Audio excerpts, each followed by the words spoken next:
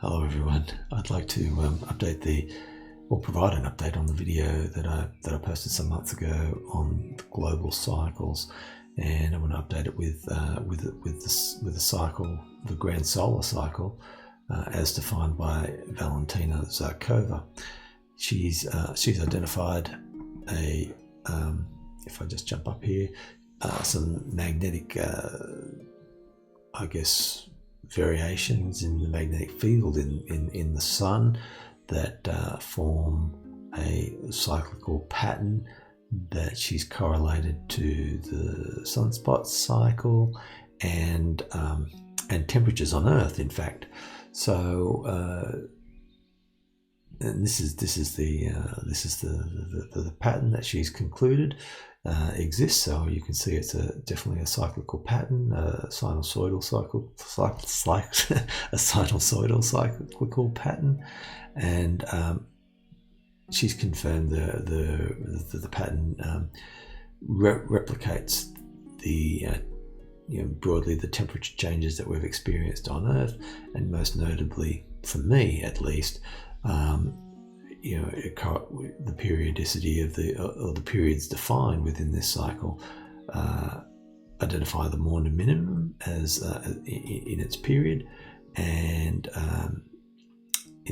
previously before that, this Wolf Minimum that is talked about, and most importantly, it projects that we'll have a new minimum in the minimum that's approaching in the modern era between 2020 and 2053. So the midpoint of that is 2036, and so I've added this cycle in as much as I can. It has a variable length, but I've done some work to try to smooth that out a little bit. And what we get is this centered around the grand solar minimum of 2036. We can see it is coinciding generally with this long cycle bottom and the other cyclical bottoms that we've identified here in around 2030. So we're in this cooling period at the moment, and that's set to increase, I guess, towards the minimum at 2036, and then ease as we get back out towards 2053. So I guess the next 50 years or so are going to be a little bit challenging for people on Earth as temperatures cool. Global food production will be challenged, and the potential for suffering, I guess, around the world increases, and not only through the effects of the solar cycle or the grand solar cycle, but also through this confluence of other cycles will bring, as we've discussed previously. We don't end these periods easily or with grace. There is turmoil and upheaval, as we can see back here in around 1914, where we had all of these revolutions around the world with through China, Russia, the collapse of the Ottoman Empire, World War One. It was a terrible time, and the resultant was a new world order with the global currency being reset from what was the British pound to becoming the US dollar. And we've been in this US dollar paradigm, all this time since then, and we're coming up to the end of this cycle now, which, if past is prologue to the future, should see the end of the US dollar and a very ugly transition into a new global currency paradigm. So that is the challenge before us. It's going to be in the context of lower temperatures and decreasing temperatures from here. So is what Valentina Zharkova postulates with her grand solar cycle. And what we can see here is around 1856 we had the grand solar maximum. And that was pretty much coinciding with the midpoint of this of the previous British pound dynamic, and the Opium Wars that occurred between Britain and China. And then when we go back to the Maunder Minimum period, where we had the grand solar minimum around 1676, it didn't quite coincide with the bottom of these other waves, but it did overlap it in some ways, and we saw a bit of a transition, although it doesn't.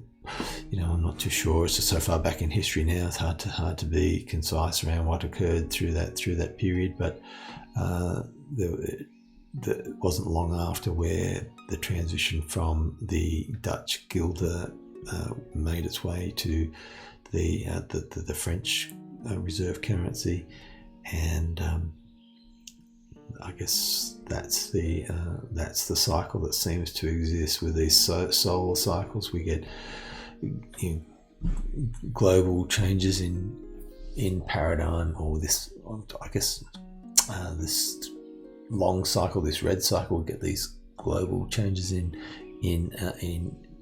paradigm of financial control, and I guess other dominating factors of our global civilization, and that looks set to be repeating around 2030 at this stage, and we are getting very close. Well, we certainly seem to be experiencing declining temperatures at the moment.